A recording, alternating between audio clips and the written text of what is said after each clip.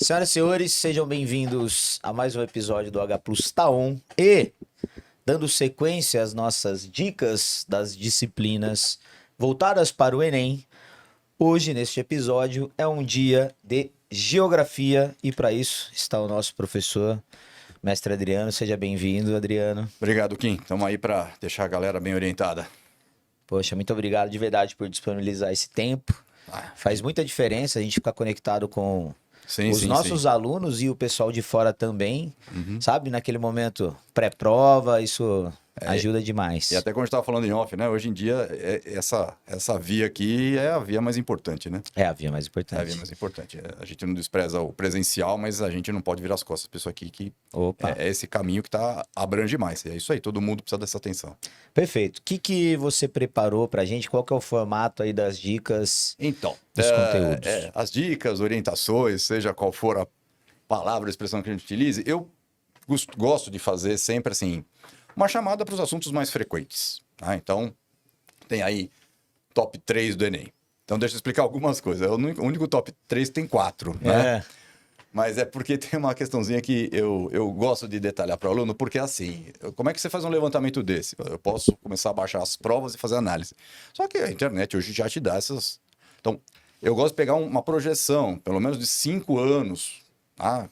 Porque você pode pegar algo que manteve e algumas coisas novas que surgiram. Então, pegar do ano passado é muito específico. Então, esses dados são dados referentes de 2016 para cá. 16 para cá, você já tem aí um bom tempo. Opa. Né? Critério, aí é uma coisa assim, para o nosso aluno isso não vai fazer a mínima importância, mas é bom que ele entenda o porquê da seleção disso. Critério você tem um, critério tem outro, o Matheus aqui ajudando a gente tem outro. Então pode ser que você olhe outra lista de principais assuntos e apareça alguma coisa diferente. Por exemplo, em vez de geopolítica, globalização. Tá. Só que aí, Kim, é o seguinte, né? Geopolítica e globalização é igual aqueles guarda-sol de praia para a família inteira ficar embaixo, né? Você abre, cabe um monte de coisa dentro. Então eles são muito abrangentes. O que não é globalização, né? O que não é geopolítica dentro, sabe? Uhum. Uma vez eu tive uma discussão, um comentário de FUVEST, né, assim, esperávamos cair questões geopolíticas e não caíram. Aí tinha uma questão lá sobre o meio ambiente. Eu falei, desde quando o meio ambiente, do jeito que foi abordado, não é também uma questão geopolítica? Perfeito. Então, assim, o nosso aluno não precisa ficar preocupado qual é o tema, né? Assim, a gente está passando isso, ó, a somatória desses 3 dá quase a metade da prova. Nos dados que eu levantei, eu tirei esses 4, tinham 29 assuntos. Então, sabe? Tá. Fora esses aí... Tem mais uma pancada. Então, 29 vão corresponder a quase metade. Então, tem de tudo. Você pode achar uma classificação diferente ou não. Eu procurei uma que tem a ver com aquela coisa que também a gente acompanha. Então, sim, geopolítica, globalização, eu posso relacionar, tá? Espaço agrário, espaço urbano, é muito abrangente, mas também são assuntos que estão presentes. O número 2, né? O estranho no ninho aí do top 3, volta ao mundo. Muitas vezes aparece essa classificação e em alguns lugares aparece geografia regional. Que volta ao mundo, né? Volta ao mundo, para a galera da minha geração, era uma camisa florida de tecido sintético. É assim, vou dar um exemplo. Pode aparecer, uma coisa que eu tenho chamado a atenção até em aula, uma questão falando do Japão liberando a água radioativa que estava armazenada lá em Fukushima. É um tema... é uma pergunta sobre o Japão? Não, não é uma pergunta sobre o Japão. Eles estão pegando o Japão e estão falando de uma questão que é energia nuclear e seus riscos. Perfeito. Tá? Poderia ser outra. No começo do ano, na época da Páscoa, apareceu muitas reportagens falando assim: o chocolate que você come é proveniente de trabalho análogo à escravidão infantil na África. Então, apareciam crianças colhendo cacau em Gana. Tá? Então, a pergunta não é sobre Gana. A pergunta é sobre exploração de trabalho infantil. Então, eu pego um lugar, uma determinada região, e coloco ele dentro de um contexto. Questão nuclear, exploração de trabalho escravo. Então, volta ao mundo é tudo isso. Quando a gente pega um local e insere num contexto. Sim, num contexto bem maior do que... Bem maior, né? Então, assim, foi uma pergunta sobre Japão, sobre... Nossa, professor, eu digo que é o Gana. Como? É Gana, né? Não. Ele foi o exemplo para falar de exploração de mão de obra. Sim, Então, só usou a Gana para contextualizar o isso. problema É uma questão de contextualização usando uma região como referência. Perfeito. Tá? Então, esse assunto eu vou deixar para... Nós vamos ter aqui algumas questões ligadas a esses temas, eu vou comentar e vou procurar abranger as ramificações, né? Perfeito. É. E assim, certeza que, pô, se cai quase metade, Então, alguma coisa a galera vai aparecer. encontrar.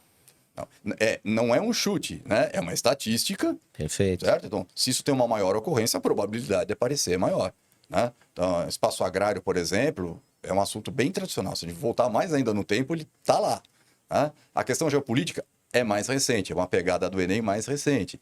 Então, Sim. vai encontrar. Né? Seguindo tendências e Sim. associado à estatística, Exatamente. sim, vão encontrar. Senão é chutômetro, aí não funciona, né? Perfeito. Podemos? Vamos lá. Por favor, Então, ó, Matheus. essa aqui, ó. Eu escolhi essa por 2 motivos, né? Então, assim, é um assunto mais clássico. Então, isso aí é Guerra Fria. Por que Guerra Fria eu estou escolhendo? Bom, primeiro porque hoje se fala muito numa nova Guerra Fria, numa nova Guerra Fria. Então, se você vai falar de uma nova Guerra Fria, você tem que entender o que foi a Guerra Fria, senão... Porque que ela é a nova, né? Então, primeiro isso. Segundo, é que esse modelo de questão é muito comum, né? Tem aqui 2 textos, tá? E você tem que ver a abordagem de... Às vezes são visões diferentes, às vezes são complementares, tá? E às vezes são simplesmente para te informar e uma interpretação em cima delas. Sim, e basicamente segue quase uma atualidade, apesar de ser uma Isso. coisa de 2015. Então, A gente sabe que não vai cair nada atual no Enem, claro, mas, sim, mas... pô, aí ó, a intervenção da Rússia no leste da Ucrânia. Isso aí é o quê? Crimeia? Crimeia é antes, porque Crimeia foi 2014, isso aí. É. Tá? É antes de ter acontecido a invasão Sim. maciça à Ucrânia, que é a anexação da Crimeia. Tudo. E é isso que é legal que você falou. Uma questão de atualidade não é uma coisa que aconteceu na semana de véspera da prova. Vamos falar agora no que mais está impactando. A questão envolvendo Israel, Palestina, Gaza, Cisjordânia, tudo isso. Vai cair isso, Adriano? Eu falo, gente, o Oriente Médio, não é? O Oriente Médio é a atualidade desde que existe vestibular. Ele aparece ou não aparece? Ele aparece. E qual é a região em questão? Especificamente, faixa de Gaza? Desde que a gente fala da partilha da Palestina, da criação do Estado de Israel, a gente fala da faixa de Gaza. Sim, eu acho que pode estar na atualidade, mas isso aí rola muito tempo. Então, né? assim, nossa, foi uma questão... Que incrível, o Enem foi muito atual. Projetou, né? Não, mas são assuntos, vamos dizer, quase clássicos, mas que permanecem, né, no seu desenvolvimento. Então, os 2 textos estão falando da Rússia, né, da crise no leste, né? Estados Unidos que queria uma possível intervenção, o outro fala da defesa. Então, vamos ser mais direto. Quando você lê as alternativas, e a questão é Guerra Fria, a antiga ordem mundial bipolar, Estados Unidos, União Soviética, não pode ser a letra A, livre comércio. Uma Guerra Fria, tá? É uma questão... Gente, é guerra, né, gente? É guerra. Então, Livre comércio é o que não vai ter na guerra. Luta antiditatorial, não, você tem isso, mas hoje, não na Guerra Fria. A Guerra Fria era até sustentado ditaduras que se opusessem aos lados opostos. Perfeito. Então, o exemplo clássico, apartheid na África do Sul. Era um regime segregacionista. Se fosse hoje, era todo mundo apoiando, ou o mundo isolando a África do Sul. Mas aquela ditadura, ou aquele regime segregacionista, cumpria um papel na Guerra Fria, que era impedir a expansão do socialismo naquela região da África. Você tinha Angola de um lado, Moçambique de outro. Tá? A África do Sul tinha que conter isso. Então, você sustentava. Então, não tem luta antiditatorial. Né? Você tem preservação de ditaduras. Sim. A Coreia do Sul, só para a gente pegar outro lugar. Né? Você tem a Coreia do Norte, você tem a China. Então, preservar um governo, por mais antidemocrático que ele fosse, ele cumpria um papel que era da possível expansão do socialismo. Então, não tem luta antiditatorial. América Latina, aí vai. Né? Opa. Conservação ambiental. Aí nada com nada. Tá certo que a primeira questão ambiental é lá da Conferência de Estocolmo em 72. Ela rola ainda na Guerra Fria. Mas questão ambiental é Eco 92 para cá. É quando a Guerra Fria acaba. Ninguém mais tem medo de uma guerra nuclear. Tem medo de um desequilíbrio planetário. Ainda bem que tinha medo, né? Porque resolveu pra cacete. Ó, imagina se não tivesse tivesse. medo, né? E terrorismo internacional, o terrorismo na Guerra Fria tinha outro sentido. Tá? Então, isso é uma outra coisa importante também, que você lembrou agora disso. Existem questões que são antigas, você olha, nossa, isso é atual. A pessoa poderia marcar terrorismo, por exemplo. Terrorismo, tá? Mas nos anos 60, 70, tinha terrorismo no Reino Unido, com o IRA, tá? Lutando católico contra o domínio britânico protestante. Perfeito. Era outro tipo, você não tinha... tinha uma identidade, o terrorismo lutava pela independência, pela separação. A Al-Qaeda não faz isso, o Estado Islâmico um pouco, mas assim, é outro tipo de terrorismo. Perfeito. Então, e aí ia ser mais claro ainda, né? Então, outra coisa que eu quis colocar aí. É aquela pergunta que a resposta parece que tá assim na tua cara. Ó. Se é Guerra Fria, cara, se é uma guerra, é uma corrida armamentista. Guerra-arma, guerra-arma. A OTAN, Pacto de Varsóvia. Ogivas nucleares, vou produzir mais ainda. Tá? Interferiu na Coreia do Norte, eu vou lá para a Coreia do Sul. Não aconteceu esse ano o filme do Oppenheimer, Corrida Armamentista. Exatamente. Guerra Fria. Tá? Né? Uma coisa legal, você sabe que o Oppenheimer não foi lançado no Japão, né? A bomba? Não, o filme Oppenheimer não foi lançado no Japão, Mentira. Não lançaram? Ah, faz sentido. entendeu? Faz sentido. Como é que eu vou falar do cara que desenvolveu a bomba atômica para uma sociedade que sofreu? Opa. Então, Eu não sabia. então você tá vendo? Eles esperaram. O lançamento mundial não envolveu o Japão.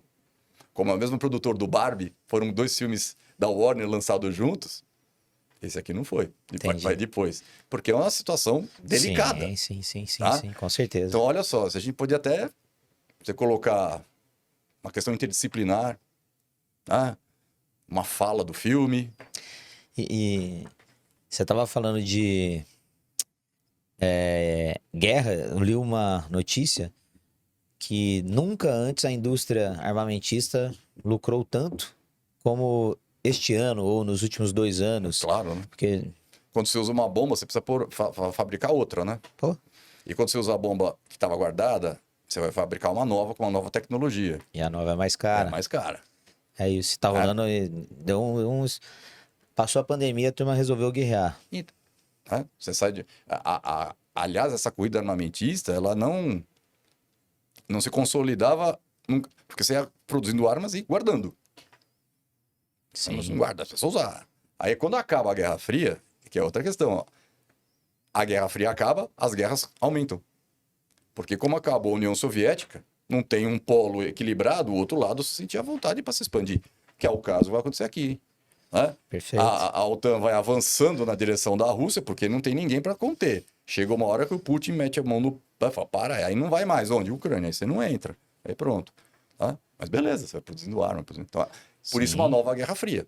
Você tem de novo esse contexto. E a corrida armamentista, que agora é drones Isso. e etc. E domo de ferro que bloqueia míssil. Tá. A corrida E cada vez armamentista. menos gente indo para frente de batalha. Sim, sim. Tá? Então morre menos gente, você tem um impacto político menor no seu país, não chega, né? Não chega caixão, não chega soldado mutilado, né? Você chegam imagens, Sim. como um videogame, mais digeríveis, entendeu? Então é uma nova Guerra Fria, uma nova corrida armamentista, num contexto separado. Então a gente pode buscar isso, né? Mas é coisa do passado. Mas Opa, se cai. né? Então, Guerra Fria, corrida armamentista. É o que você falou que. Papo Eu vou prestar Enem e FUVEST, hein? Então, por favor, você tá me auxiliando. Essa é aquela assim, gente, tudo bem, vocês sabem que tem questões, errar faz parte, mas essa é aquela que você não pode deixar passar. Perfeito. Essa é aquela que tá piscando na tua cara, me acerta, né? E isso dentro de geopolítica. Geopolítica. Vamos ver mais uma de geopolítica. Eu coloquei mais ou menos 2 exemplos, 2 de cada. E aqui eu fiz uma espécie de uma lista, né? A Guerra Fria está inserida também no contexto do imperialismo, né? A gente tem a disputa pelo mundo dos Estados Unidos e da União Soviética, né? E esse imperialismo que a gente fala, ele é histórico, não está surgindo na Guerra Fria, ele vem desde o início do século XX, Primeira Guerra, Segunda Guerra e tal. Vamos pegar o caso, vamos trabalhar, porque a galera tá vendo mais isso. Então, a questão lá da Palestina, você tem lá um território que era do Império Otomano, depois passou para a possessão britânica, depois foi partilhado pela ONU para criar Israel e o Estado Árabe Palestino. Aquelas fronteiras que estão lá demarcadas, e até por isso um conflito hoje, não são fronteiras naturais ligadas à formação daquele lugar. Sim. O imperialismo chegou lá, vamos dividir essa mesa aqui, ó. Pronto. A linha aqui, ó. Daqui para cá é teu, aqui é meu. Sim. Tá? Dane-se se alguém vai usar essa mesa, dane-se se tem alguém vivendo embaixo da mesa. Você tá vivendo entre um lado da mesa e o outro. Se uma família ficou lá, outra parte cá, certo? Então, as fronteiras artificiais... Isso aconteceu muito na África, né? Na África, a Unicamp, a FUVEST, ano passado, usou um mapa que mostrava a divisão étnica que não correspondia à divisão das fronteiras nacionais. Perfeito. Essa região do Oriente Médio é a mesma coisa. Então, se você olhar a fronteira da Jordânia, eu brinco que parece um exercício de geometria. Dá para ficar calculando a somatória dos ângulos, porque é tudo linha reta. E linha reta é definido em acordo em cima da mesa entre partes que decidem. Exato. Então, as fronteiras artificiais e os conflitos étnicos são o resultado do imperialismo, que na Guerra Fria vai ganhar a potencialização de pró-Estados Unidos para a União Soviética. É uma questão ideologizada. Perfeito. O nacionalismo e o separatismo pode vir daí. Então, assim, eu quero me libertar dessa definição do passado. Não é a mesma coisa. Eu posso ser nacionalista, mas não quero me separar do seu país. Eu quero ter mais representatividade, eu quero ter mais voz ativa, eu quero participar mais da política para defender os meus interesses. Eu quero ter uma característica étnica minha preservada, eu quero ter direito de praticar as minhas tradições, minhas religiões, minha história. Exemplo, na Espanha, você tem lá a Catalunha. Sim. Bom, em Barcelona, você estuda espanhol e catalão. Literatura espanhola, literatura catalã. História da Catalunha e história da Espanha. Isso é um direito nacional adquirido. É um exemplo de nacionalismo. Nacionalismo. Então, eles têm a identidade deles preservada. Na Bolívia, que é um país hoje plurinacional, que você tem o reconhecimento de 49 etnias originárias. Eles têm o direito... 49 na Bolívia? 49. A gente apaga todas as etnias existentes na América. Parece que não tinha ninguém. Chegaram os nossos antepassados e tomaram conta da área, né? Quando esse direito não é preservado, aí eu vou para arrebentar. Então, eu quero me separar. Então, os separatismos podem surgir de movimentos nacionalistas que não tiveram um espaço democrático para garantir essa participação. Então, se você tem separatismo, é porque houve uma repressão muito forte a uma questão nacionalista. Então, isso vai aparecer na Espanha também, com os bascos, durante a ditadura do general Franco, eram muito reprimidos. Então, o negócio é separar. Então, você extremiza o movimento. E isso tudo vai aparecer mais na nova ordem mundial, porque como acaba a Guerra Fria, a União Soviética desaparece, não tem mais um medo do outro, os territórios que tinham lutas nacionalistas e separatistas falaram assim, bom, agora ou a gente vai ou acaba.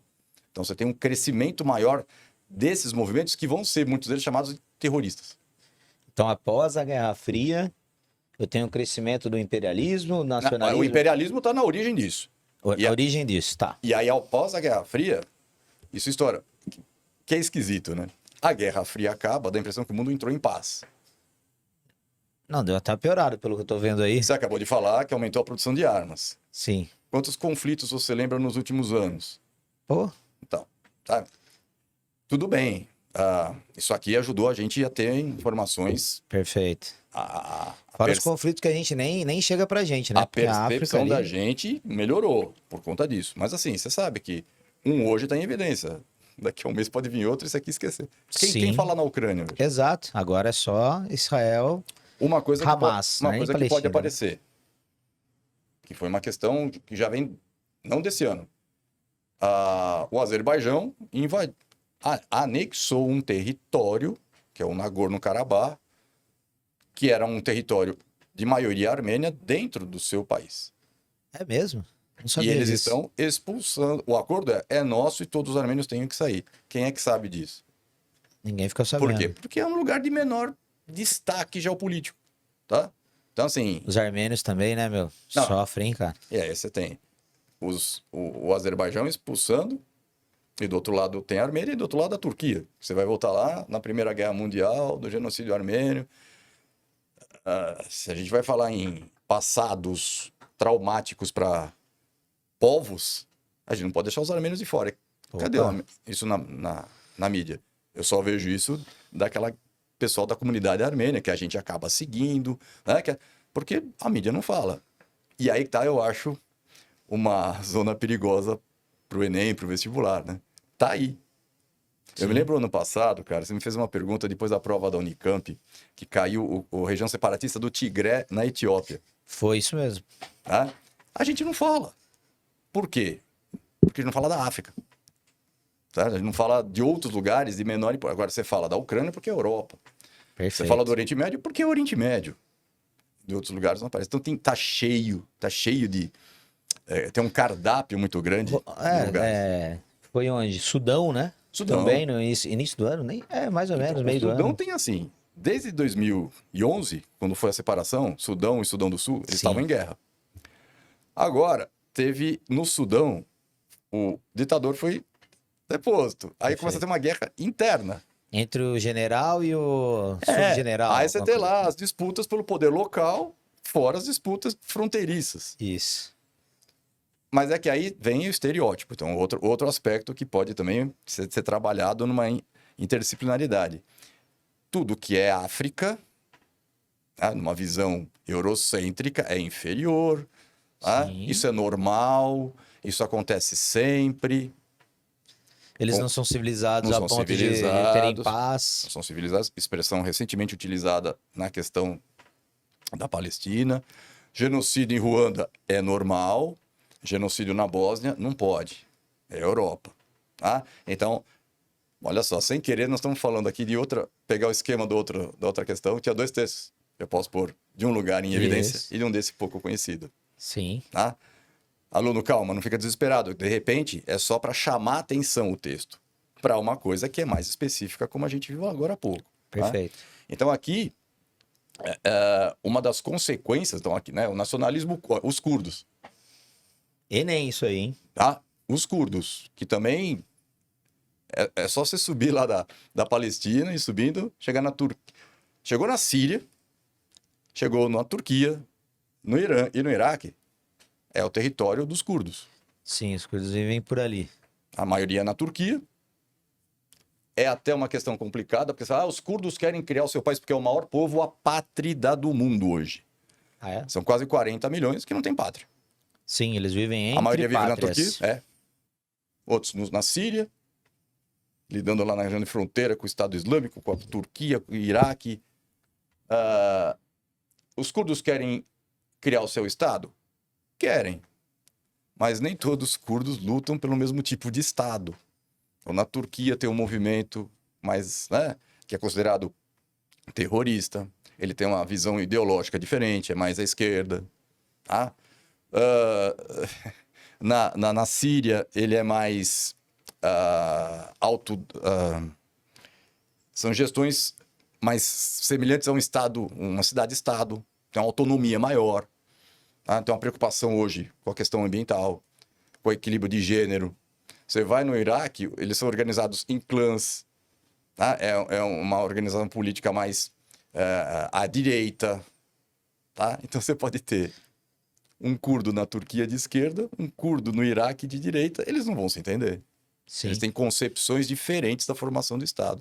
Então, o conflito também é deles com os outros e Deles com eles. deles. Sim, muito comum. Tá? Então, quando eu distribuo a população por diversos países, como é o caso dos curdos, eu agravo esse problema. Claro, tem influência de diferentes países sobre o pensamento, querendo ou não. Né? Então, assim, isso? como na Turquia eles são muito perseguidos e durante muito tempo nem sequer eram reconhecidos. Você chegava na Turquia e falava, e os curdos? Não tem ninguém aqui. Mas aqui nessa região do mapa você aponta. Nas montanhas? Aí tem um povo que chama de turco da montanha. Turco da montanha. Eles nem eram identificados. Entendi. Né? Como acontece também hoje pelos grupos que não reconhecem o Estado de Israel.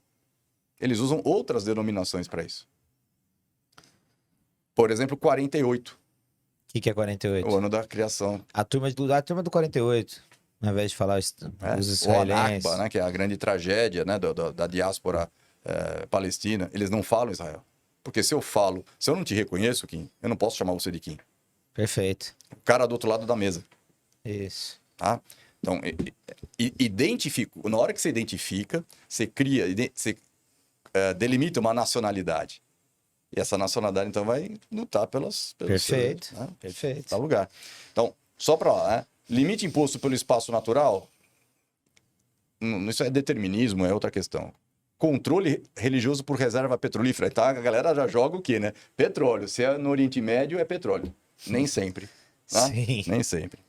Imposição do idioma do colonizador. Não, eles vivem na Turquia, falam turco. Eles vivem na Síria, vão falar árabe. No Iraque também, no Irã, vão falar... o Irã é de origem persa. Então, não é... Isso seria verdade em países africanos. Imposição do idioma. A gente E tem da hoje influência e as tal. revoltas na África Ocidental, nas ex-colônias francesas. Sim. E uma das coisas o francês não é mais o nosso idioma oficial. Aí sim. Tá? Mas eles têm uma identidade própria. Aí, nesse lugar, ele está fragmentado, está todo espalhado. Né? A letra E poderia complicar um pouco, né? Divisão do território por fundamentalistas islâmicos, mas a questão dos curdos não passa por aí, né? O fundamentalismo islâmico não fez a divisão territorial. Quem fez a divisão territorial dessa região foi o imperialismo europeu. Perfeito. Né? Então, isso aí... a anterior e essa tem uma diferença. Talvez D e E se elimine A, B e C. Tá? Você vai olhar, mas tem realmente os fundamentalistas islâmicos tiveram.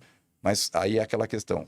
Ficou na dúvida entre duas? Volta para o texto, segue o raciocínio, vê direito o que está sendo destacado. Né? Curdo tem a ver com questão fundamentalista? Não tem. Né? Se fosse Hamas, Hezbollah, né? Se fosse, sei lá, da África, o Shabab, se fosse... Aí você pode... Né? Boko Haram, mas não. Né? Aí é uma questão do nacionalismo resultante do imperialismo. Tá? Então essas duas seriam de geopolítica. Perfeito. Tá? Podemos seguir.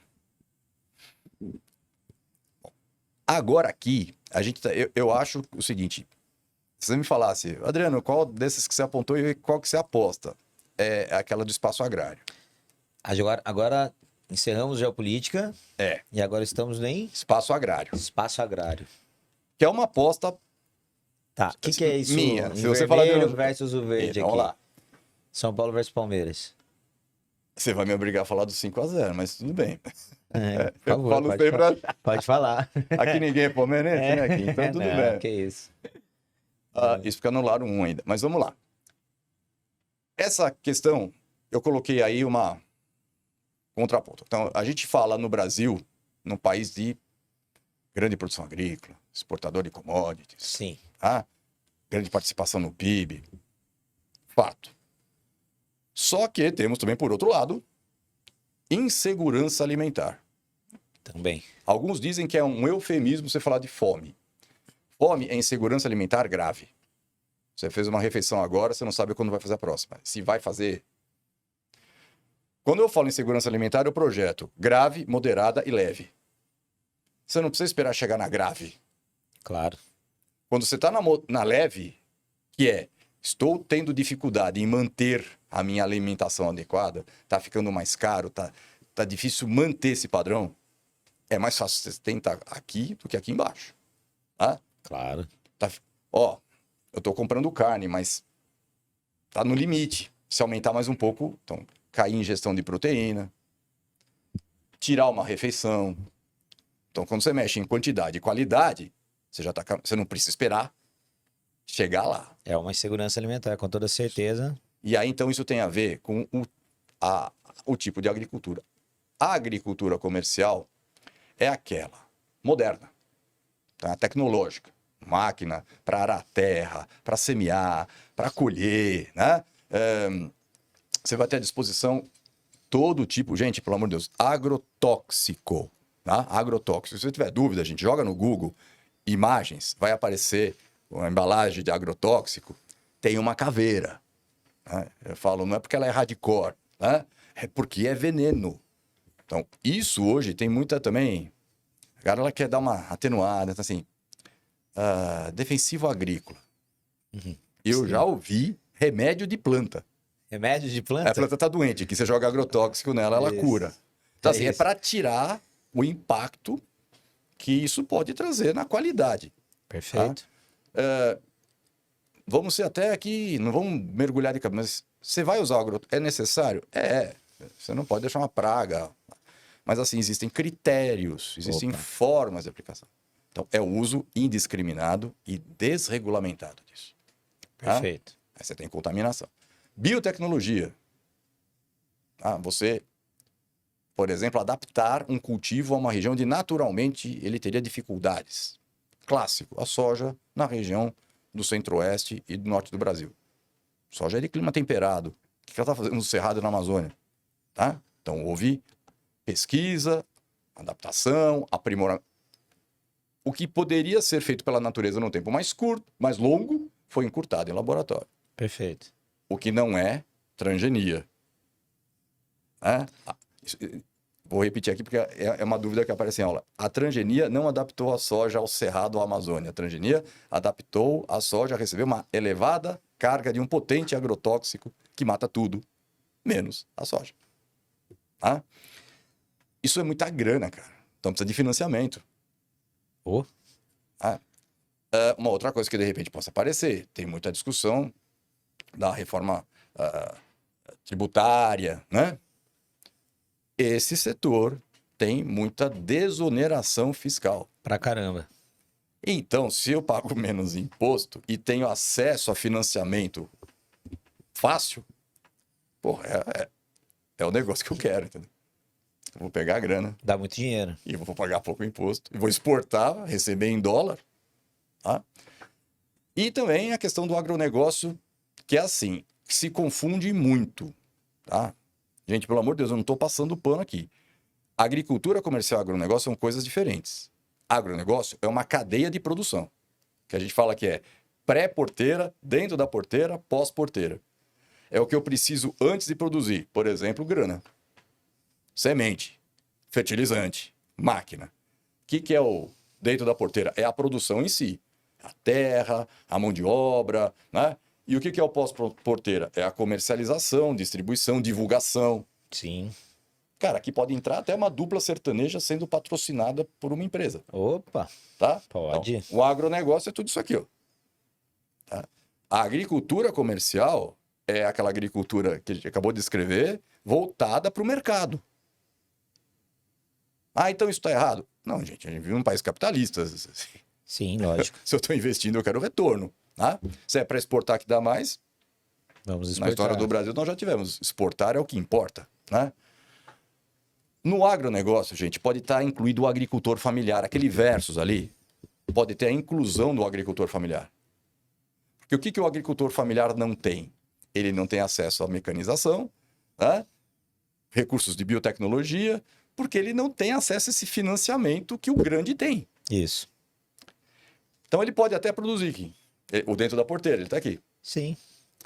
Só que ele está endividado aqui. Ele precisou pegar empréstimo comercial, juro comercial, juro de mercado.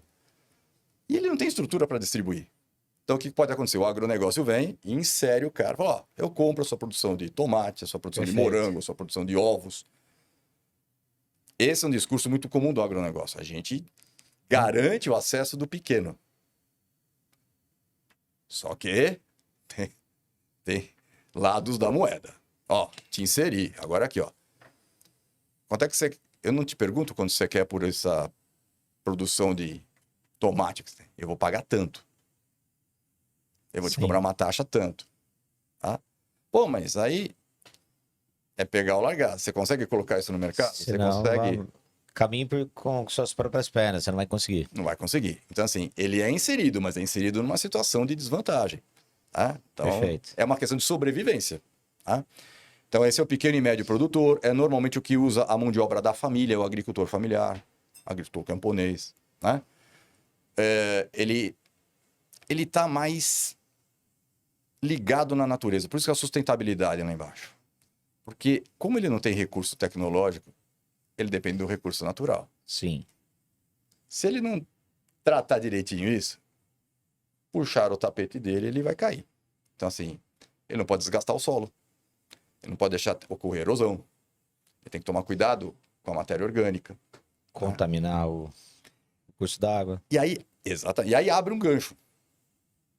A adubação orgânica, ao invés de uso de adubo químico, que tem que vir da Rússia, De defensores agrícolas? usar agrotóxico e tudo, então vai ficar caro. E quando ele não usa isso, o produto pode ser vendido com um selinho de qualidade. E o que acontece com o valor desse produto? Sobe. Sobe. Então, isso pode ser uma forma do agricultor familiar entrar no mercado oferecendo um produto Ter uma que margem é de lucro maior. qualidade saudável. Sim. Tá? Então, assim, por que o orgânico é muito caro? Não sei se o orgânico é muito caro ou o que é da agricultura comercial é muito barato. Porque eu imagino que no orgânico se perde muita coisa para ter um produto ali, querendo ou não. Porque quando você joga um agrotóxico, você vai minimizar a perda. Vai minimizar a perda, mas você vai ter o custo do agrotóxico. Isso, mas vale mais a pena. Né? E a qualidade dele. Então, aí que não vale a pena. Então, muitas vezes, o preço maior do orgânico é em relação à qualidade. Claro, não, sem sombra de dúvida. Né? Porque é um discurso que o outro lado usa, né? Então, assim, é caro porque não dá para produzir muito. Ué, não sei. Será que, de repente, se eles tivessem acesso à desoneração fiscal e financiamento... É que, assim, é um dado antigo, mas eu acho que mostra. Isso é do Censo Agropecuário de 2006. Mas como um tempão você tem censo agropecuário, ele foi feito incompleto, então os dados ficam meio... Mas é assim, em 2006, a agricultura comercial recebia a maior parte do crédito para produção. E o agricultor familiar a menor parte. Não vou lembrar agora os percentuais exatos, mas era uma coisa bem grande, uma diferença bem grande. Quando você pegava o retorno econômico, a agricultura comercial não tinha proporcionalmente o mesmo desempenho em relação aos recursos que eles tinham. Se eu te dou 1 milhão e eu fico com 10 mil, eu vou esperar que você tenha um crescimento de 1 milhão, né? Você teve muito mais. Claro. Aí quando você olhar, eu com 10 mil, eu tirei leite de pedra com 10 mil. Então a minha produtividade aumentava. Qual que é a jogada disso? Eu conheço a terra, eu conheço os ciclos da natureza. Eu consigo compensar essa minha defasagem tecnológica com conhecimento sustentável. Eu não vou desmatar, eu não vou queimar, eu não vou poluir os rios com agrotóxico. Você viu? Não sei quantas cidades saíram agora que a água... Cidades, centros urbanos. Vi. São Paulo, inclusive, tem agrotóxico. Opa, até Andradas tem agrotóxico. Sabe? Poços de Caldas, Andradas, assim. Que outra coisa, você pulveriza, né? Para onde vai isso? Exato. Para onde tu quiser. Então, assim, a questão da agricultura familiar versus a agricultura comercial pode ser dada numa questão de sustentabilidade, numa questão de qualidade de alimento. E criou-se um mercado para isso. Opa. Então, se nesse contexto de valorização, o agricultor familiar consegue acessar, eu vou ter um agricultor que sabe o que está fazendo, que produz muito. Eu brinco que é cota. Corta. Quando a Unicamp percebeu que quem vinha do ensino público, quando entrava, tinha um desempenho melhor do que quem vinha do ensino privado e tinha tirado melhores notas. Peraí, esse cara aqui está tendo o melhor desempenho, então vou garantir um acesso melhor. É a mesma coisa aqui. Incentivo à produção orgânica. Aí tem uma questão, eu vou até relacionar, que é o seguinte. No mundo urbano, onde é que a gente vai comprar frutas, verduras e legumes? Onde é que se... No mercado, supermercado. Você não vai mais à feira, né? Não, uma feira ou outra. E o que era a feira? A feira era o lugar da cidade onde os produtores vinham e vendiam diretamente para o consumidor. Perfeito. O mundo urbano acabou com isso. Hoje a feira é dentro Se do você passa num mercado. lugar que tem uma feira, você xinga porque tá atrapalhando o trânsito, né? Sim, verdade. O cara tá te oferecendo coisa fresca, mais saudável, né? Do que aquilo que tá no supermercado, que veio, né? Tá numa câmara frigorífica de uma qualidade inferior, vai durar menos tempo, tá? Então, essas coisas mexem com saúde, Opa, tá? Então, você pode colocar aí uma questão envolvendo mortalidade infantil, você pode colocar uma questão envolvendo obesidade e consumo de alimentos ultraprocessados. Né? Como é que você muda isso? Você tem que favorecer aquele para baratear o custo daquilo. Né? sim, perfeito. E isso tem aparecido bastante em vestibulares. A questão do agricultor familiar, mais vinculado à terra, mais sustentável. Né? Não desmerecendo o outro, mas aí você não precisa dar. Né? Sim, mas o que anda aparecendo É incentivo à aquele. produção orgânica, inclusão do E você depois pode até acrescentar uma questão de reforma agrária. Tá? Também pode entrar nisso. O Enem várias vezes já passeou, né, por esse aspecto. Porque o que é dar incentivo e condição? É dar terra para o cara produzir, né? Perfeito. Tá? E isso não é uma questão. O produtor ter acesso à terra é ter acesso ao meio de produção para que ele possa ser inserido no mercado. Isso é capitalismo. Tá? Total. Então, esse cidadão aí está excluído do capitalismo. Ele quer fazer parte dele. Ele quer produzir. Né? Sim. Então, só rapidinho, estímulo à mecanização rural, não, né? Porque ele está falando lá da qualidade dos alimentos. Ampliação de áreas de plantio, isso não é necessário. Eu não preciso desmatar mais a Amazônia para aumentar a produção. Eu posso Perfeito. intensificar nas áreas que já existem. Né? Manutenção da estrutura fundiária, não, que eu acabei de falar, necessário. Reforma agrária no Brasil é desapropriar terras de acordo com a Constituição, desde que sejam comprovadas que elas não desempenham a sua função social, que é gerar riqueza e prosperidade. Se a terra está parada, ela não paga. Os principais latifúndios no Brasil devem imposto. Não produzem, não Sim. geram emprego. Então, disponível para a reforma agrária, que, de acordo com a lei, recebe, o proprietário ainda recebe uma indenização por aquilo. Tá? Aí você pega essa propriedade e faz uma redistribuição, de repente, com essas famílias todas. Tá? Daria para fazer reforma agrária só com essas terras. Ô, tem terra, Só hein, com as bicho? improdutivas. Aqui é grande, né? Aqui. Opa, gigante. Tá? E a outra formalização do trabalhador no campo, o trabalhador rural é o menos formalizado. Opa, Jornada de trabalho, tá? condições. Condições. Bom, carteira assinada hoje você já não vê nem no meio urbano, quanto mais no meio rural. Tá? Sim. Opa. Então, a questão da agricultura orgânica e sustentabilidade aí vai bem. A outra, vamos lá. Aí. Foi o que a gente acabou de falar, né? Mais recente a questão, 2021, é isso? Uso intensivo e extensivo. São conceitos que até mudaram um pouco, né? Eu posso dizer que quando eu comecei a dar aula, intensivo e extensivo era muito mais ligado a tamanho da propriedade. Sim. O que era pecuária extensiva? Gado numa grande propriedade. Gigante. E o intensivo? Numa pequena. Hoje eu devo, aliás, pensar nisso em produtividade, o que é mais efetivo. Então, o intensivo é o cara que recebeu muita grana, tem acesso a muita tecnologia e sem precisar aumentar a área, produziu pra caramba. Perfeito. Por isso não precisa mais desmatar. Existem estudos que mostram que a gente pode recuar o desmatamento na Amazônia e aumentar a produção. Tá? E ali está, né? Mecanização mais a tecnologia. E se tem alguma coisa que é avançado no Brasil, é a tecnologia do campo. Né? Pô, pra caramba. Impressionante até. É incrível como o curso de agronomia deu uma desaparecida, né? Sabe? Então, assim, a gente tem o agronegócio e você não vê a galera interessada em agronomia. Sim.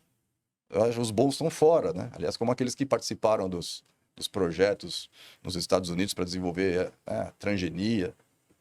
O cara faz exalc e sai do Brasil. Né? Sim. Então, é produtividade, eficiência, custo de produção. Gente, o que nós estamos olhando aqui é capacidade competitiva. Né? Quem tem mais, fica. Quem não tem, dança. Por isso que o pequeno dança. Sim. Tá? O de cima sobe, o de baixo desce. E aí ele está descrevendo isso como a Revolução Verde. Normalmente a gente contextualiza isso década de 70. Que é quando você tem principalmente o desenvolvimento dos... aprimoramento genético de sementes, de rebanho. Tá? Também começam os estudos que vão desencadear depois nos transgênicos. Aprimoramento de fertilizantes, de agrotóxicos. Tá? E esse é um problema, né? A gente depende de matéria-prima vinda de fora, né? A questão da Rússia mostrou isso. Os nossos fertilizantes estão aonde? Me apoia, eu recebe. Não me apoia, não recebe. Né? E aí a questão de novo, né? As duas se complementam. A estrutura fundiária, as grandes propriedades crescem. Porque o pequeno que não consegue sobreviver, o que lhe resta? Vender a terra para quem já tem. Para quem é grande. Migrar para a cidade. Tá? E, se bem que esse processo hoje não é tão intenso quanto já foi, do êxodo rural, mas ele não precisa vir para os grandes centros. Né? Ele pode migrar para as áreas próximas, sim, cidades médias. Então, você vai encontrar problemas na periferia urbana, nas regiões de Campinas, Ribeirão Preto. Opa. Tá? Eu não preciso ir para São Paulo. Para São Paulo, Rio de Janeiro, para os grandes centros urbanos. As cidades médias, que aliás são as que mais crescem hoje. Porque ainda são as que recebem essa população, e recebe, daqui a pouco nós vamos falar, a próxima é de espaço urbano, e recebe a população que sai das grandes metrópoles. Né? Também, por causa daquela coisinha chata chamada trânsito, violência, custo de vida elevado. Qualidade de vida. Tá? E a qualidade de vida. Né? Então a Revolução Verde, ela vai, ao mesmo tempo, melhorar a eficiência, porque ela vai trazer todas essas ferramentas, mas ficar mais caro. Sim, exatamente. Tá? Por isso... A desvantagem do pequeno produtor, então, é o elevado custo do cultivo. Se ele não tiver subsídio, que é o incentivo. Mas de onde vai tirar aí esse recurso? Se a gente está falando de Brasil, estamos entre as 10 maiores economias do mundo. A questão não é tão falta de recurso, é para onde ele vai e no que você usa. Se tiver acesso a empréstimos bancários, juros baixos e imposto baixo, é o que eu falo, puta incentivo. O exportador de soja tem esses caminhos abertos.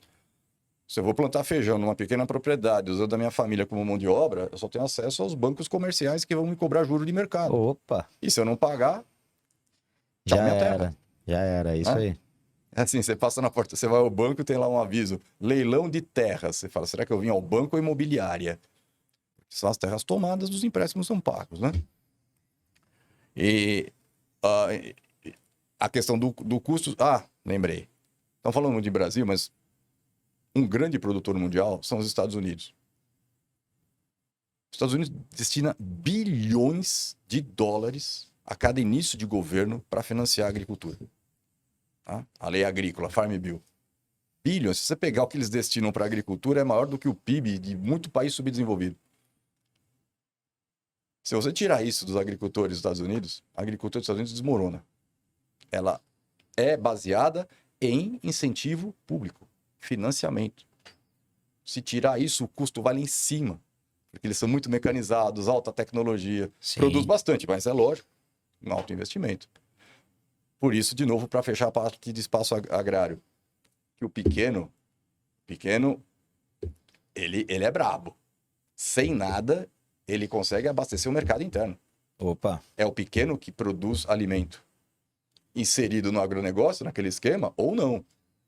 Sim. Então, se você der um empurrãozinho, se você abrir um pouco de espaço, se você criar condições mais equilibradas, né, em relação ao que a gente tem com a agricultura comercial, não vai faltar alimento. Você não vai ter 33 milhões de brasileiros em insegurança alimentar grave. Uma das questões é alimento caro.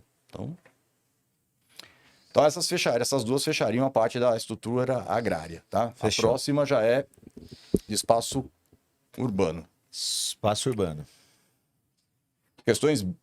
Essa é de 2018, pode parecer mais antiga, mas se você pesquisar em em vestibulares, você vai encontrar isso com frequência, que é um assunto clássico de urbanização, né?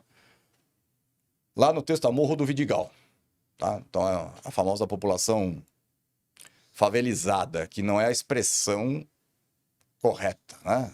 Vou colocar à margem da sociedade, né? O termo favelização estereotipa bastante a situação da pessoa, é um Sim. discriminatório, né? Usou o Rio de Janeiro como referência, poderia ter usado outros lugares, né? Mas O Vidigal ali é um ótimo exemplo, né? Porque você até sabe porque na visão Ipanema, da... Leblon, isso. você olha ali, Ou aqui em São Paulo, colocar Paraisópolis ao lado do Morumbi. Morumbi É também. o mesmo contraste. Como já né? vi algumas questões com essa imagem, assim. Acho que essa imagem queimou tanto que eles agora buscam outras. Porque você vai Salvador, Recife, você vai encontrar a mesma coisa. Tá? Aqui ele está falando, o texto discute um processo em curso em várias cidades brasileiras, uma consequência socioespacial. O Morro do Vidigal é uma região, vamos dizer, de submoradias. O que é uma submoradia? É uma moradia construída sem as condições básicas. Perfeito. Então, lá não tem a infraestrutura. O que é? Sim. Água, esgoto, luz, asfalto, iluminação. Tá? Ela é construída pelo próprio, né? É autoconstrução.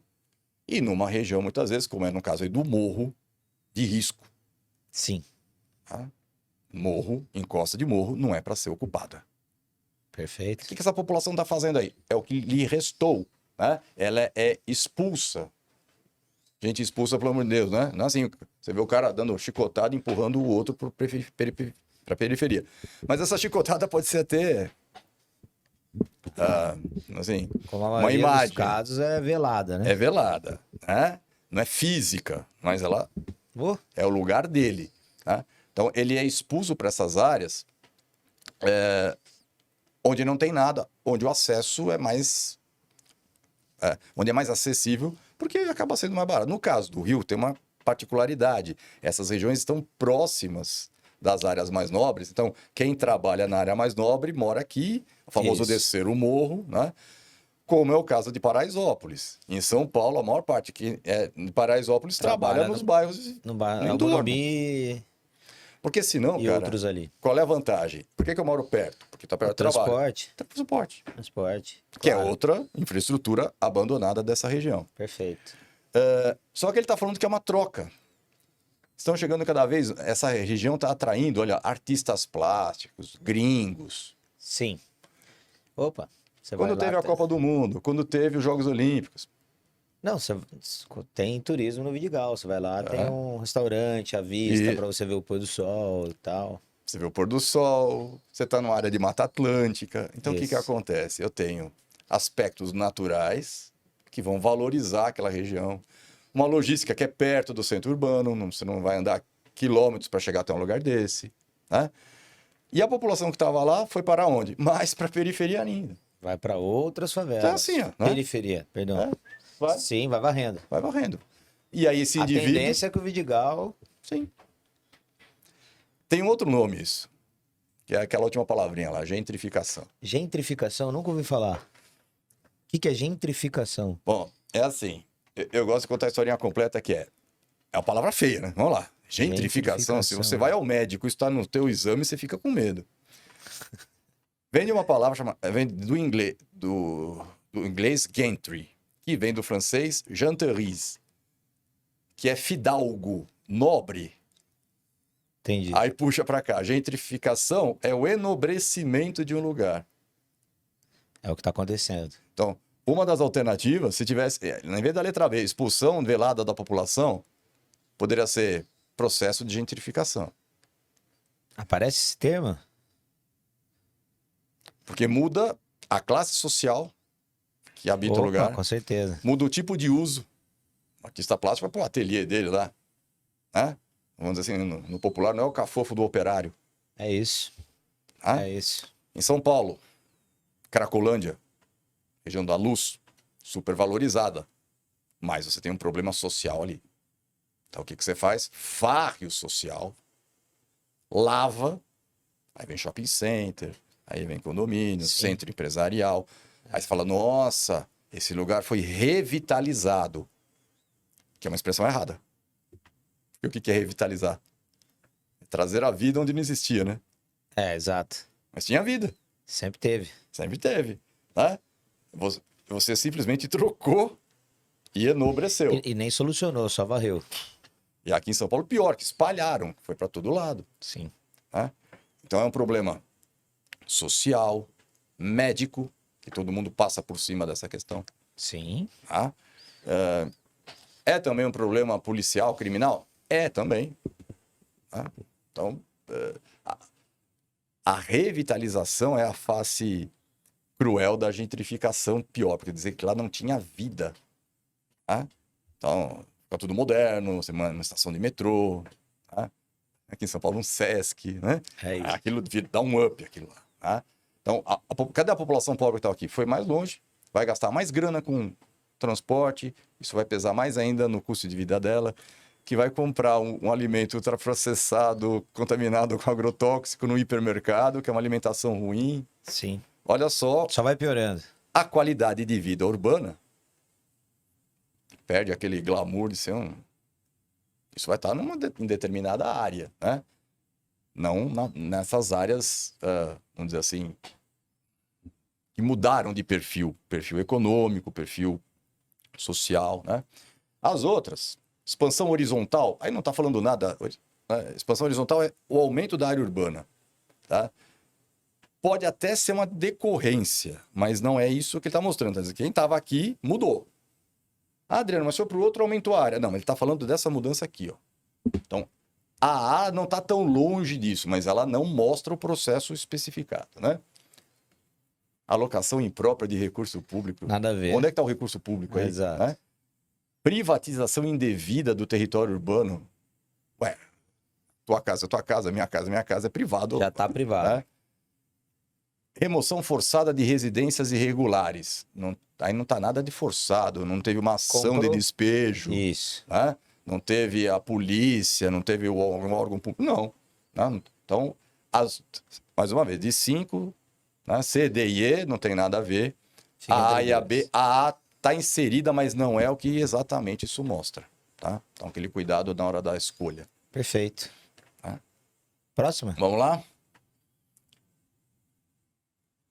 Boa. Então, olha só. Como não é uma questão privada, moradia como forma de investimento. Tá? Quantas vezes a gente não ouve assim, tô com uma grana aí, acho que eu vou comprar um terreno. Sim. Opa. Tá? Ou comprei um apartamento na planta. Aí você vai mudar? Não. Vamos pensar no futuro, meus filhos. Tá? Sim.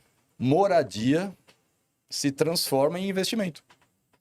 Ela deixa de ser uma necessidade básica.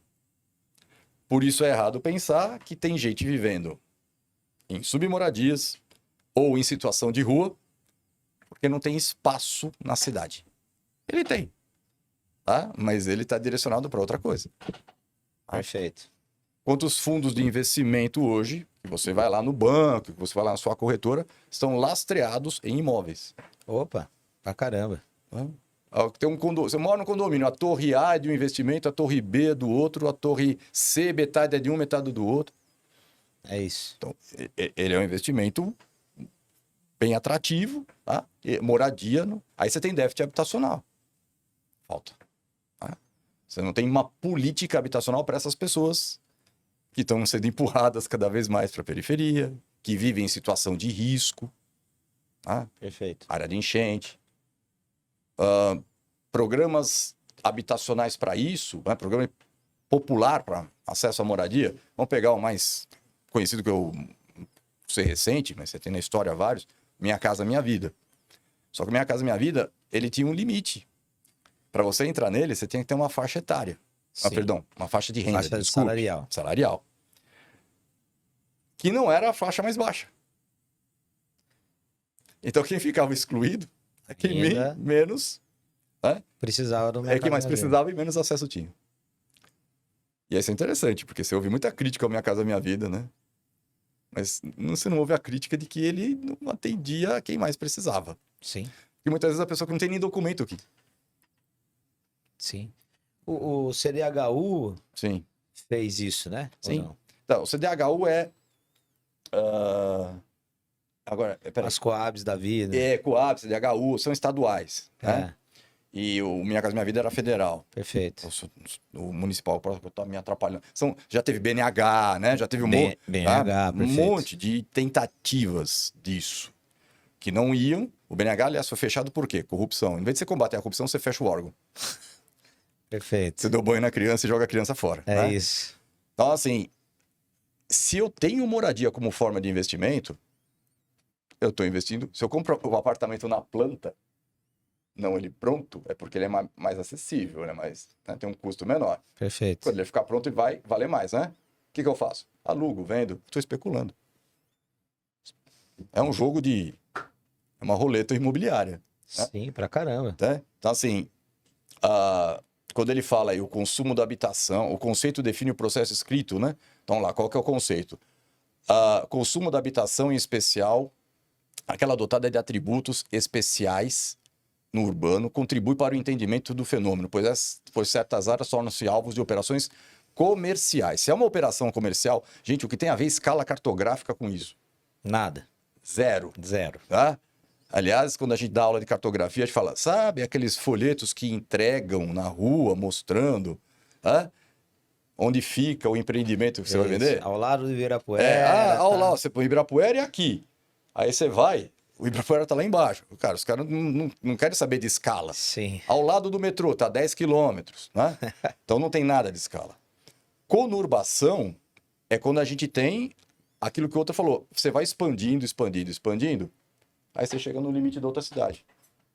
Conurbação é isso. Então, por exemplo, eu posso estar morando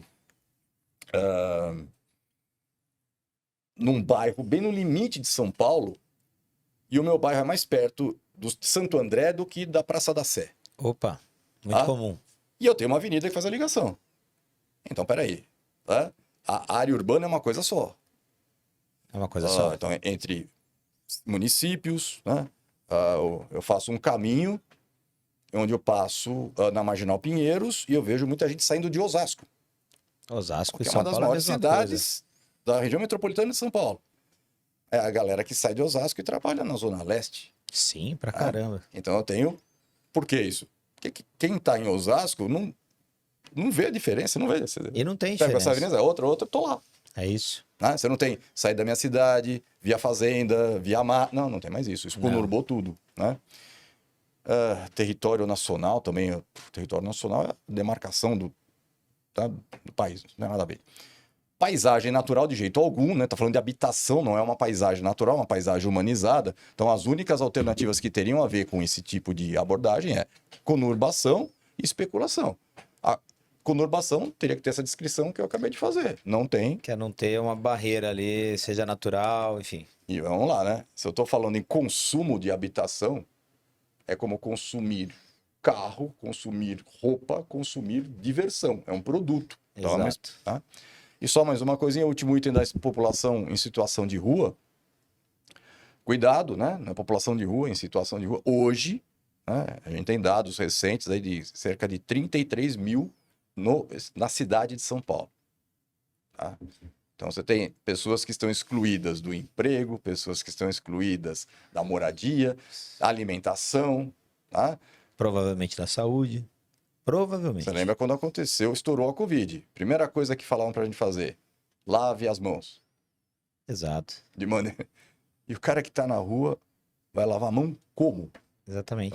Então, assim, você tem as questões do auxílio a essa população, tá? Pessoas que entregam alimentação. E às vezes vê o poder público proibindo de se entregar alimentação a essas pessoas, porque sujeira.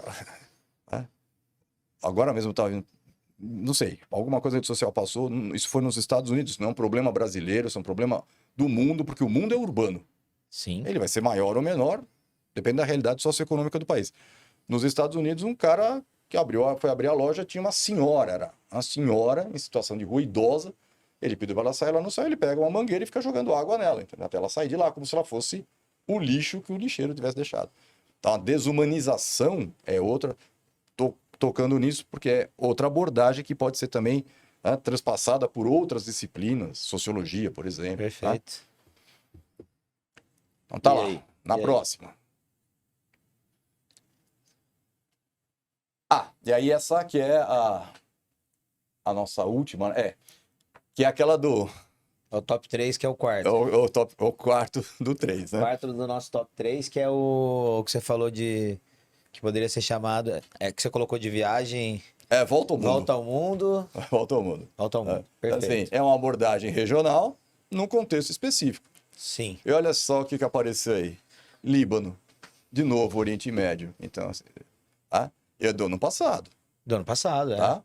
A chance de aparecer alguma coisa do Oriente Médio é muito grande, mas não que Sim. tenha ligação no Não, caso agora. Não, porque é aquela história que eu falo sempre. Adriano, Oriente Médio e atualidade 3 mil anos, cara. Opa! Toda hora acontece alguma coisa. Então, Sim. o vestibular tá louco pra isso. Aí tá falando do Líbano. A explosão do Líbano não tem nada a ver. Ele tá usando o Líbano e olha o que ele diz. 2 irmãs não puderam ser registradas no país. Tá? Porque lá é exigido que os nascidos sejam filhos de pais e mães libaneses. Então, se um brasileiro e uma brasileira estão no Líbano e... Tiveram filho, não pode Não ser pode- libanês. Tá bom. Seus pais eram sírios, Perfeito. que haviam fugido da Síria por causa da guerra civil. Exato. Também não puderam registrá-las no país de origem. Porque ele não nasceu na Síria. As crianças só podem ser se nasceram. E aí, o que faz com a criança, cara? Ela é apátrida. Ela é um indivíduo apátrida. que não tem... Como é que tira um passaporte? Não, impossível isso. Ele não tem nem... Ele é legalmente inexistente. Inexistente. Inexistente. Né? Se agora há pouco eu falei aqui que o cara não entra na minha casa, na minha vida, porque ele não tem um documento de identidade. Que absurdo. Aí, gente. Exato. Esse aí não era nem que não queria ter um documento, não. Foram proibidos. Então, assim, a gente falou agora há pouco nos... E aí, beleza, tá falando de Líbano, por isso você falou assim, uma questão regional, mas isso é Não, mundial. Isso em qualquer lugar. Qualquer lugar. Qualquer lugar. Tem uma história ótima de um somali que, fugindo da guerra civil, entrou clandestino no navio. Ele olhou o navio, tinha uma bandeira dos Estados Unidos. E na simplicidade dele, o que ele Falou, imaginou? pô, tô indo Vai pros Estados Unidos. A bandeira indica em que país o navio está, a empresa está registrada. E ele, Exato. ao ser pego no navio, ele é pego em parte do território dos Estados Unidos. O que acontece normalmente? Quando esse navio ancora em outro país, ele é entregue às autoridades do país para que seja encaminhado a solução disso. Esse navio ancorou no Brasil. Ele foi entregue às autoridades brasileiras. Só que o Brasil não reconhecia o governo da Somália. E aí? Se ele não reconhece o governo da Somália, não reconhece o cidadão somália, o que eu faço com esse cara? E aí? Aí a diplomacia se movimenta, Grécia reconhecia, então o governo grego fez uma triangulação para o cara poder voltar para a Somália, porque ele está sendo deportado. E quando ele estava sendo deportado, o entrevistador ficou um mês, Sam fez amizade, queria ficar aqui, sabe? Claro. Aí perguntaram o que você quer fazer, ele falou, quero voltar. Porque é lógico, as pessoas só vão tentar sair do seu país, como nesse caso, sair da Síria, que estava em guerra. Claro. O cara só vai sair da Somália porque está um caos. Um haitiano, mesma coisa. Alguém na região de conflito do Oriente Médio, a mesma coisa. Agora, se para onde ele vai não reconhece, né, com essas legislações que a gente acabou de ver, quem cuida desse cara? E como no mundo hoje, os fluxos migratórios, principalmente de refugiados, cresceram, a quantidade de apátridas tende a crescer. Tende a crescer, com certeza. Tá? Então, esses caras não foram exilados, não estão fugindo. Refugiado é a alternativa que vai gerar dúvida com a apátrida. Tá? E ele nem é clandestino. Tá? Clandestino ele não Se é. ele fosse clandestino e pisou no Líbano, manda de volta. Exato. Em qualquer país do mundo. Como é o caso desse Somali. Ou o brasileiro que chega nos Estados Unidos clandestino. Ele não Via coiote. ele não é preso. Ele é deportado. Perfeito. Tá? Hoje, como o fluxo cresceu demais, alguns países querem criminalizar esse tipo. Ah, é? Você lembra quando o Trump fez aqueles cercadinhos? Sim. Homens, mulheres, crianças? Sim. Aquilo é um tratamento, tá? Que se dá a criminosos. Você Com põe certeza. no chiqueirinho, põe lá no... Tá? Até direito internacional, separar filhos de pais, né? Certo? Então, assim, é desfazer família. Então, a gente tende a movimentos, mas assim, crescimento de xenofobia, né? Essas questões também podem abordar crescimento xenofóbico, porque nunca no mundo nós tivemos tantos locais de conflito. Então, vou fechar o meu comentário voltando à primeira questão. Nunca tivemos tantas guerras quanto hoje. As guerras geram fluxos migratórios, refugiados, tá? E dependendo da situação, esse cara pode se transformar numa pátria. Tá? Perfeito. Colocamos um contexto isso aí. Então, essa é a famosa volta ao mundo. Boa. Tá? Encerramos? Encerramos. Esperamos ter dado assim uma visão do que é provável de aparecer. Alguma Surpresas coisa... existem, né, Kim? Claro. Às vezes boas, às vezes ruins, mas faz parte do vestibular e faz parte de qualquer seleção, né? Boa, é isso. Queria agradecer. Eu que agradeço. Fala Obrigado. seu Instagram aí, se a galera quiser perguntar alguma coisa. Então, né? O Instagram, onde a gente faço postagens, sempre gostaria de ter mais tempo, né? Mas a gente produz um materialzinho lá, normalmente, em forma de carrossel, tudo, tem bastante coisa lá. É Geomundi23, né? Só colocar no Instagram, vai aparecer o globinho azul, tá lá escrito Geomundi, né? Tá lá espaço, às vezes a galera me pergunta alguma coisa, dá sugestão de tema. É legal essa interação, né? E a gente produz dessa maneira. Às vezes, como eu falo para os alunos, o que a gente acha que é importante, às vezes não é o que eles acham que é importante para eles, né? Perfeito. Então, feedback é tudo que a gente precisa, né? E boa prova a todos, né, Kim? Exato. Um bom desempenho. Os nossos alunos estão preparados. Estão preparados. A gente sabe disso, a gente tem visto isso. Mas é sempre bom aquele... Sim, é o recado final. Recado final. Vai lá que vai dar certo. É isso. Tá bom? Obrigado, Adriano, pelo Valeu, tempo Kim. aí. Eu que agradeço. Valeu. Valeu, Matheus. Muito obrigado. Matheus, nosso suporte aí. Se você gostou aí, curte, siga as redes sociais do H+, vai encontrar o professor Adriano lá também e os outros professores. E é isso. Até a próxima. Beijo. Tchau. Tchau, tchau, gente.